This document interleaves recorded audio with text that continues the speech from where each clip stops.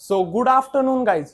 तर आज आपल्याला पाहायचं आहे मी परफॉर्म करायची पीपीटी म्हणजेच पॉवर पॉईंट प्रेझेंटेशन. आणि मी टॉपिक चूज केला आहे स्ट्रेच द लिमिट्स. तर माझ्या प्रोजेक्टचं नाव आहे stretch the limits. Stretch the limits म्हणजे काय, तर आपण आपल्या ज्या मर्यादा आहेत त्या संपूर्ण म्हणजे जितक्या स्ट्रेच करता येतील तेवढ्या स्ट्रेच केल्या पाहिजे. तर welcome to my PPT. What is the meaning of stretch the limit you know? तर मी सांगतो स्ट्रेच द लिमिट्स म्हणजे काय. स्ट्रेच द लिमिट्स म्हणजे आपण एखादं प्रोडक्टिव्ह काम करत असू आणि प्रोडक्टिव्ह कामासाठी आपल्याला वेळ नाहीये, आय नो, बट प्रोडक्टिव्ह काम कोणतं करत असू, ते प्रोडक्टिव्ह काम करत असताना आपण जर एखादं प्रोडक्टिव्ह काम फॉर एन एक्झाम्पल टायपिंग, तर टायपिंग आपण जर हाफ अन आवर करत असू, हाफ अन आवर करत असलेलं टायपिंग या प्रोडक्टिव्ह कामासाठी आपले जे लिमिट्स आहेत ते स्ट्रेच केले पाहिजेत. म्हणजे काय, 30 मिनिट्स टायपिंग करत असू तर आपण ते 35 मिनिट्स पर्यंत स्ट्रेच केले पाहिजेत, कारण ते वरचे 5 मिनिट्स हे आपले स्ट्रेच द लिमिट्स या रोलच्या अंतर्गत येतात. What is success? सो आपण जेव्हा आपले लिमिट स्ट्रेच करतो तेव्हा आपल्याला सक्सेस हे नक्कीच मिळणार. तर व्हॉट इज सक्सेस? तर माझ्या पर्स्पेक्टिव्ह आणि मी जी डेफिनेशन क्रिएट केली आहे म्हणजे, तर ती सक्सेस म्हणजे the next chapter of failure. म्हणजे फेल्युअरच्या नंतरचा जो चॅप्टर असतो त्याला सक्सेस असं म्हणतात. तर आता तुम्हाला पीपीटी समोर दोन डायग्राम्स दिसत असतील. तर सक्सेसफुल लोक असेच सक्सेसफुल होत नाहीत. सगळेजण म्हणजे एकदम सक्सेसफुल मॅन घ्या, वुमेन घ्या, प्रत्येकाची इनिशियल फेज हीच असती. म्हणजे सगळ्यांचं मोरल डाऊन असतं, कशात इंटरेस्ट नसतो, अनफोकस्ड असतात. बट आफ्टर सम टाइम म्हणजे आपण आपल्या स्वतःवर काम केल्यानंतर, आपण आपल्या स्वतःला वेळ दिल्यानंतर, थोडंफार फोकस केल्यानंतर, मी थोडंफार हा शब्द इथं मुद्दा म्हणून वापरला कारण आता जो काही क्राऊड आहे म्हणजे जगातला जो काही क्राऊड आहे तर तो अनप्रोडक्टिव्ह कामामध्ये खूप स्वतःचा वेळ वेस्ट ऑफ टाइम करतोय.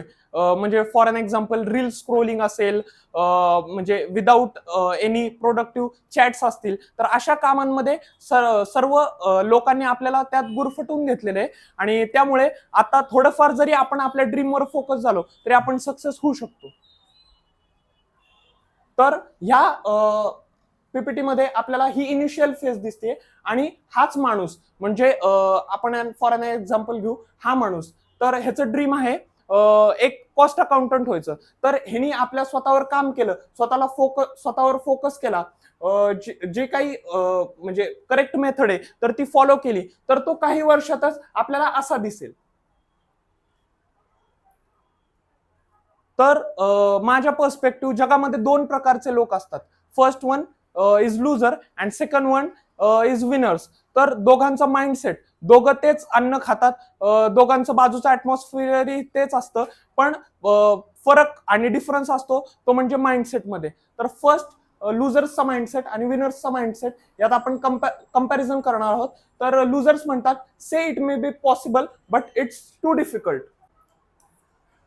तर ते म्हणतात की माझ्यासाठी हे पॉसिबल आहे पण खूप डिफिकल्ट आहे, असं त्यांचा माइंडसेट असतो. आणि तिथंच विनर्स असा विचार करतात की say it may be difficult but it's possible. म्हणजे हे खूप अवघड आहे पण मी हे करू शकेन, माझ्यात तेवढे गट्स आहेत, माझ्यात तेवढे टेस्टोस्टेरॉन आहेत, मी हे करू शकेन. Second one is see the pain. म्हणजे लुझर्स जे असतात त्यांचा माइंडसेट असा असतो की आपल्याला काय मिळणार आहे हे पाहण्याऐवजी ते असं बघत असतात की ते मिळवण्यासाठी आपल्याला काय काय यातना सहन करावे लागणार आहेत. म्हणजे आपल्याला ह्या म्हणजे सक्सेसच्या जर्नीमध्ये काय पेन येणार आहेत, म्हणजे काय त्रास होणार आहेत, ते त्रास कोणत्याही प्रकारचे असू शकतात. For an example mentally, physically, emotionally कोणत्याही प्रकारचे ते त्रास असू शकतात, पेन्स असू शकतात. आणि ते पेन्स लुझर्स हे जास्त म्हणजे त्याला महत्व देत असतात. आणि त्याच्याच तुलनेत, त्या माइंडसेटच्या तुलनेत विनर्स हे सी द गेन. म्हणजे आपल्याला त्या जर्नीमध्ये काम केल्यानंतर आपल्याला त्यातून काय मिळतंय, म्हणजे त्यांचं म्हणजे त्यांना त्यातनं काय प्रोडक्टिव्हिटी मिळते, त्यांना त्यातून म्हणजे आपण एखाद्या गोष्टीवर फोकस केल्यानंतर त्यातनं काय प्रोडक्ट मिळते. तर ह्या शोधात विनर्स असतात, विनर्सचा माइंडसेट. आणि third one is see problems. Losers see problems म्हणजे ते म्हणजे कुणीही घ्या तुम्ही, कुणीही घ्या, फॉर एन एक्झाम्पल म्हणजे एकदम सक्सेसफुल मधला सक्सेसफुल माणूस घ्या. प्रत्येकाच्या लाईफमध्ये काही डाऊनफॉल आले, काही बॅड पॅच आले, म्हणजे कुणीही घ्या तुम्ही. For an example Lal Bahadur Shastri या कुणीही घ्या, म्हणजे जगातल्या असा कोणीच माणूस नाही की ज्याच्या आयुष्यात प्रॉब्लेम्स आले नाहीत, पण त्यांनी एकदा प्रॉब्लेम पाहिल्यानंतर, एकदा डाऊनफॉल नाही पाहिल्यानंतर परत एक चढता क्रम पाहिला, तर ते चढता क्रमाकडे गेले नसते तर ते कधी लाईफमध्ये सक्सेसफुल झालेच नसते. पण लुजर्सचा माइंडसेट असा असतो, ते फक्त प्रॉब्लेम पाहतात आणि बाकीकडे कुठे लक्ष देत नाहीत. आणि विनर्स जे असतात तर ते पॉसिबिलिटीज पाहतात. पॉसिबिलिटीज म्हणजे शक्यता. मी थोडंफार फोकस केल्यानंतर मी माझ्या सक्सेसची जर्नी आहे, त्या जर्नीमध्ये ज्या काही पॉसिबिलिटीज आहेत, ज्या काही शक्यता आहेत, मी हे काम केल्यानंतर ही शक्यता आहे. मी जर आज चांगलं टायपिंग केलं तर मला पुढे जाऊन चांगल्या ऑपॉर्च्युनिटीज मिळतील, पॉसिबिलिटीज मिळतील. तर ह्या शक्यतांच्या मागे विनर्स असतात. फोर्थ वन इज लुजर्स म्हणतात let it happen. Let it happen means हे होईलच. आणि ते एका अशा असं म्हणता येईल की म्हणजे अनप्रोडक्टिव्ह कामामध्ये की लेट इट हॅपन, ते होतच राहील, बघू, नंतर करू, असे पुढचे वायदे देत राहतात. पण तसं विनर्सचं नसतं. तेच जे काम जे लुजर्स म्हणतील होत राहील, बघू, नंतर करू, तर अशा कामांमध्ये ते विनर्स असं म्हणत नाहीत. विनर्स ते काम स्वतः करायला लागतात.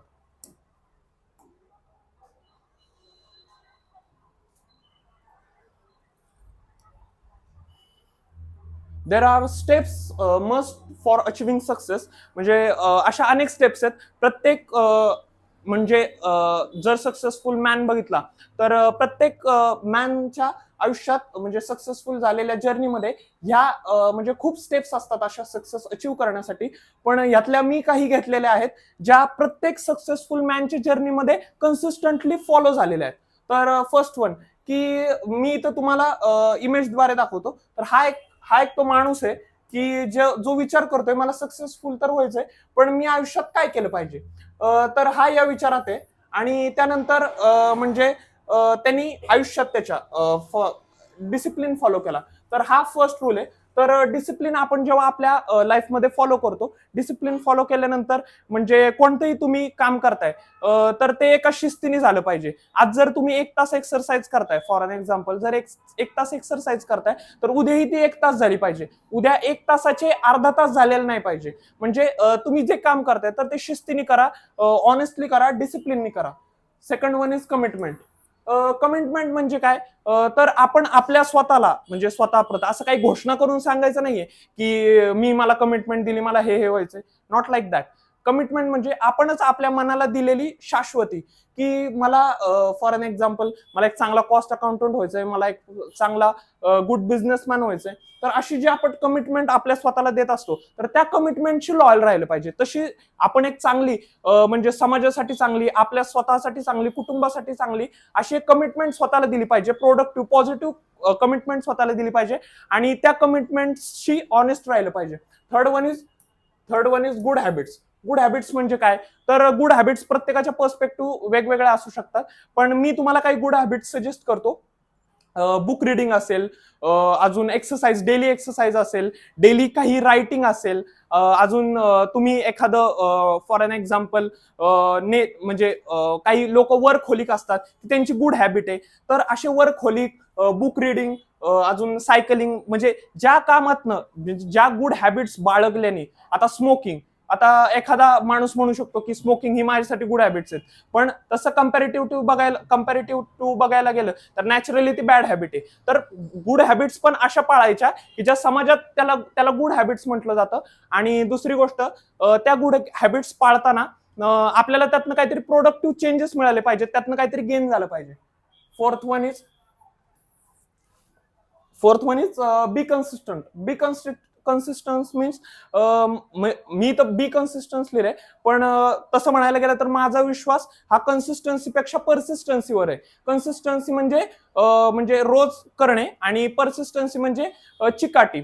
मी तुम्हाला इथं आता मुद्दा आला म्हणून मी आज तुम्हाला कन्सिस्टन्सी आणि परसिस्टन्सी मधला फरक सांगतो. कन्सिस्टन्सी म्हणजे एखादं काम रोज करणे. आता मी आज ठरवले मी 1 तास अभ्यास करणार, तर उद्या पुढच्या दिवशी मी प्रॉपर 1 तासच अभ्यास करणार, तिसऱ्या दिवशी मी प्रॉपर 1 तासच अभ्यास करणार. पण परसिस्टन्सी मध्ये हे असं म्हणजे रोज 1 तास अभ्यास करणं, अजून आपण जे काय करतोय ते रेग्युलर त्याच बेसिसवर त्याच वेळी असं होणं म्हणजे इनिशियल फेजला तर शक्य नाहीये. मग त्यावेळेस तुम्ही परसिस्टन्सी म्हणजे चिकाटी, म्हणजे फॉर एन एक्झाम्पल माझा 1 तासाचा रोजचा म्हणजे मी स्वतःला कमिटमेंट दिली की 1 तास मी अभ्यास करणार आहे.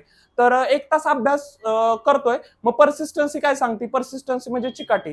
तर आपण 1 तास अभ्यास रोज होऊ शकत नाही. मग आपण 1 तासाचा 70-80% तरी केला पाहिजे. म्हणजे तुम्ही 1 तास करताय तर 45-50 मिनिट जरी तुम्ही केलं तरी त्या दिवशीचा रोज भरून निघेल. त्या दिवशी तुम्ही जे काम करताय तर त्यातनं प्रोडक्टिव्ह चेंजेस येतील. म्हणजे रोज 1 तास करणं शक्य नसेल तर तुम्ही जे काम ठरवलंय त्याच्या 70-80-85% तरी करा, तरी तुम्ही सक्सेसफुल व्हाल.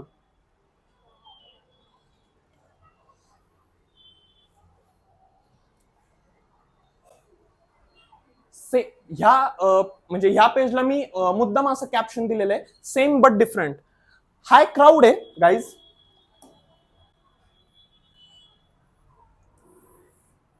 हा क्राऊड आहे. या क्राऊड मधून आपल्याला काय कळतंय की असे एक लोक आहेत आणि खूप सारे लोक आहेत. म्हणजे जसं कळपात फिरतात तसे एक लोक आहेत आणि ते एका कुठल्या तरी दिशेला चाललेले आहेत. मलाही माहित नाही आणि त्या स्वतःलाही त्यांनाही माहित नाही. आणि हे जे लोक आहेत तर ह्यातले हे 5 वेडे लोक आहेत. हा हा हा हा हा हे सगळे 5 वेडे लोक आहेत. तर ह्या सगळ्या लोकांनी मागचा जो पॉइंट होता म्हणजे ह्या 5 वेड्यांनी, हे बिझनेसमॅन धरा, तुम्ही कुठलेही सक्सेसफुल लोक धरा, तर ह्या 5 वेड्यांनी ही जी चेन आहे तर ही चेन आहे ना, ही फॉलो केलेली सर्वांनी. ही चेन फॉलो केल्यानंतर ते बिझनेसमॅन किंवा त्यांचे जे त्यांनी ऑक्युपेशन ठरवलं असेल तर त्यात ते सक्सेसफुल झालेले आहेत. आणि म्हणजे मला सांगण्याचा मुद्दा एवढाच आहे की आपण जे काम करतोय तर म्हणजे बाकीचा क्राऊड, आपण क्राऊडमध्ये तर असणारच आहोत. पण ह्या ज्या काही मेथड्स आहेत, ज्या राईट मेथड्स आहेत, खूप जण तुम्हाला रॉंग मेथड सुचवू शकतात, पण ह्या काही ज्या राईट मेथड्स आहेत की ज्या कन्सिस्टंटली सगळ्या सक्सेसफुल लोकांच्या जर्नीमध्ये आलेल्या आहेत. म्हणजे काय? डिसिप्लिन, कमिटमेंट, गुड हॅबिट्स, अजून ऑनेस्टी, परसिस्टन्सी, अजून आपण जे काम करतोय त्याच्याबाबत पॅशनेट असणं, वर्कहोलिक असणं, या ज्या काही मेन त्यातल्या घेतलेल्या कन्सेप्ट आहेत तर ह्या जर तुम्ही फॉलो केल्या तर नक्कीच तुम्ही सक्सेसफुल व्हाल. तुम्हाला ज्या क्षेत्रात सक्सेसफुल व्हायचंय. आणि हा जो क्राऊड आहे तर ह्या क्राऊड म्हणजे हा क्राऊडही नोकरीला लागतो. पण हा नोकरी देतो, हा नोकरी घेतो. तर फॉर एन एक्झाम्पल, आता नोकरीशिवाय तर कुणी राहणार नाही, तर ह्यांना इथं सॅलरी भेटत असते. सॅलरी म्हणजे तनख्वाह. आणि ती आपण मॅक्सिमम धरू, नोकरीवाले कमवून 1 करोड कमवते. 1 करोड त्यांचं बजेट असेल. आणि देन ह्यांचा इन्कम असतो. आणि ह्यांचा इन्कम म्हणजे 100 करोड. कारण ह्यांनी ह्या मागच्या सगळ्या स्टेप फॉलो केलेल्या असतात. मी परत एकदा सांगतोय विद्यार्थी मित्रांनो, हे लोक आहेत ना, हे काही वेगळे नाहीयेत किंवा ह्यांना काही वेगळं ऍटमॉस्फिअर मिळालेलं नाहीये, ह्यांना काही वेगळं एज्युकेशन मिळालेलं नाही. हे त्याच एज्युकेशन सिस्टीम मधून आलेत जिथं हा क्राऊड होता. पण या क्राऊड मधून ह्यांनी स्वतःला बाजूला घेतलं, ह्यांनी स्वतःवर काम केलं. जी काही राईट मेथड आहे to be a successful man, तर ह्या सर्व स्टेप्स त्यांनी फॉलो केल्या. आणि देन ते म्हणजे पीक पॉइंट, लाईफ मधला जो एक पीक पॉइंट येत असतो त्या पॉइंट पर्यंत पोहोचलेले आहेत. तर ह्या कंपॅरिझन मधून मी तुम्हाला एकच सांगतोय, क्राऊड मध्ये तर आपण असणारच आहोत, पण या क्राऊड मध्ये असताना सुद्धा आपल्याला स्वतःवर काम करायचंय आणि आपल्याला पुढे सक्सेसफुल व्हायचंय. Thank you so much to listening me. And there is any questions to me, then comment me. And तुम्हाला हा व्हिडिओ आवडला असेल तर please like, share and subscribe करा. आणि आमचं सबस्क्राईबचं नोटिफिकेशन ऑल वर सेट करा. Thank you guys.